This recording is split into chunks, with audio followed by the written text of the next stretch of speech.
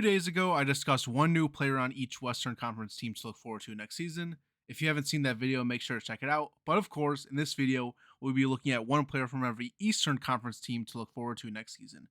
Once again, no rookies here, only players that were traded or acquired in free agency this offseason. So let's start with the Stanley Cup champion Carolina Hurricanes and a heater of a pickup. Oh wait, actually the Carolina Hurricanes didn't really pick up anyone. Yeah, there's a couple of random players to bolster the entire roster, but they didn't add anyone this offseason that is going to be part of their roster during the regular season. They traded for Huso Valimaki, but he didn't even play last season. Right now, the Hurricanes are rocking with a Stanley Cup winning roster, though, going into next season, so why would you even change anything, I guess? For the Buffalo Sabres, we have Louis Crevier. It nearly brings a tear to my eye because I was on the verge of buying a Louis Crevier Chicago Blackhawks jersey, and they send him off to Buffalo. Louis Crevier is a 6'8" right-handed defenseman who had 7 goals and 18 assists in 78 games for the Blackhawks last season, but his most important stat is that he was only a -2 on the 2026 Chicago Blackhawks. He is really good defensively and jumps into the play when he needs to, plus he's only 25 years old. If Byram doesn't live up to the cap hit he was demanding, this will be one of the best trades of the offseason for the Sabres. Crevier is a team guy and will not be asking for too much money when his contract is up. A really good pickup for the Sabres in my opinion. For the Lightning, I'm going with John Carlson. I heavily considered another fallen Blackhawks soldier, Ilya Mikheyev, but John Carlson is definitely the bigger pickup. Last season, Carlson had 14 goals and 46 assists for 60 points in 71 games. Losing Radish is tough, especially after the season he just had, but John Carlson is a perfectly fine replacement. He is 36 years old, which has impacted his speed on the ice, but he is generally reliable defensively and will get you a 50 to 60 points in a season. For the Montreal Canadiens, we also have nobody. The East is pretty stacked going into this upcoming season, and the Canadiens have decided to just stick with what they have. Despite coming up short in the Eastern Conference Finals, this team is still really young, and their lack of offseason additions will be made up by the growth of all of their young players. For the Boston Bruins, we have JJ Peterka. The other day, I talked about players who need to bounce back, and JJ Peterka was on that list, so he will be someone to look forward to on the Bruins. Peterka is 24 years old and really struggled last season with the Mammoth, where he had 25 goals and 22 assists for 47 points in 82 games.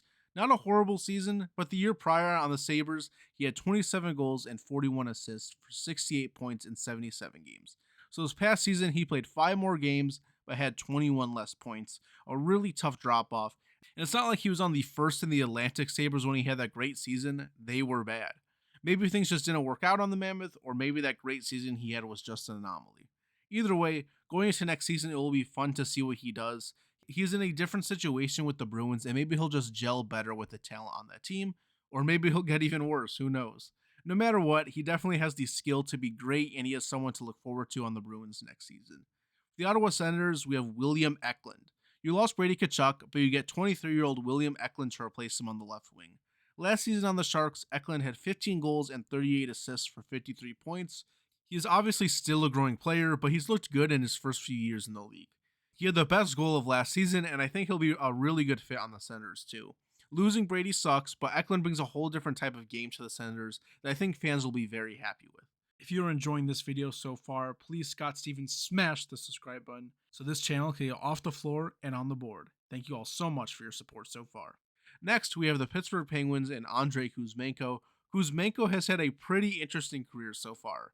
He joined the league on the Vancouver Canucks in 2022 at 26 years old, where he had 39 goals and 35 assists for 74 points in 81 games. So a killer first season. The next season, he gets traded to the Flames halfway through, and he finishes the year with 46 points. Then in his third year, he gets traded to the Flyers and then the Kings, where he has a combined 37 points in 66 games for 3 teams that season. And then last season, he played for the Kings, where he had 25 points in 52 games. And now on the Pittsburgh Penguins, he is on a 1-year, $5 million deal, and the Pens are hoping to see him get back into form this upcoming year. Similar to Peterka, Kuzmenko has showed skill. I mean, he was 1 goal away from 40 goals a few years ago, but he has really struggled for 3 years at this point. I think he just needs to find a home in the league, and the Penguins are hoping Pittsburgh is his home. Definitely taking a chance on him, but it's a 1-year deal, and they could commit to something more long-term if it works out. Let's go to the Penguins' rivals, the Philadelphia Flyers and Joseph Woll. If the Flyers landed Leo Carlsson, this would be one of the easiest choices on the list, but they didn't, and they don't add much, so I'm going with Joseph Woll. Wall will primarily be acting as a backup on this team, but I feel like he is an above average backup, and I feel like he would be able to take some pressure off of Ladar during the season. Ladar is your guy, but this will make up for a pretty good tandem. Last season on the Maple Leafs, Wall played 39 games where he had 15 wins, 16 losses, and 7 overtime losses. He had 3.34 goals against average and an 898 save percentage, so not great, but not horrible when you consider how bad Toronto was last year. I feel like he's a guy you want to root for and will just be good vibes for the team. For the Washington Capitals, I'm going with Jordan Kyrou. We had a couple options here, but I think Kyrou is going to have the biggest impact on this team. Last season with the Blues, Kyrou had 18 goals and 28 assists for 46 points in 72 games. His worst season in a while, but it was also the Blues' worst season in a while. Before last season, Kyrou averaged around 70 points per year while also being very good defensively. And he still looked good out there, he just didn't have the points. I think he's going to kill it for the Capitals, honestly. Their team is already so well balanced, and Kyrou is the perfect example of a player who is balanced on both ends of the ice. For the Detroit Red Wings, I'm going with Victor Arvidsson. The Red Wings lost Patrick Kane this offseason, but they are picking up Victor Arvidsson coming off of a really good season for the Bruins. Last year, he had 25 goals and 29 assists for 54 points in 69 games. Arvidsson is a guy that spends a lot of time injured and is really inconsistent on a season by season basis. From season to season, he bounces between having 30 points and being a 50 plus point guy. I honestly have no clue what Detroit is getting with him. And I feel like Boston should have held on to him with how good he fit in there. Like, this guy is all over the place and he finally found a spot where it worked out and you got rid of him. Or maybe they know he won't have 2 good seasons in a row, so they just got rid of him ahead of time. Either way, he is new to the Red Wings next season and it will definitely be interesting to see how he performs. Next, we have the Columbus Blue Jackets and Valeri Nichushkin.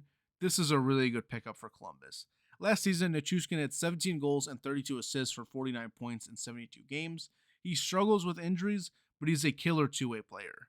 At this moment, Columbus have been able to hold on to Werenski and Marchenko, and if they're actually in on this team, I think Columbus has their best chance of making the playoffs in a while.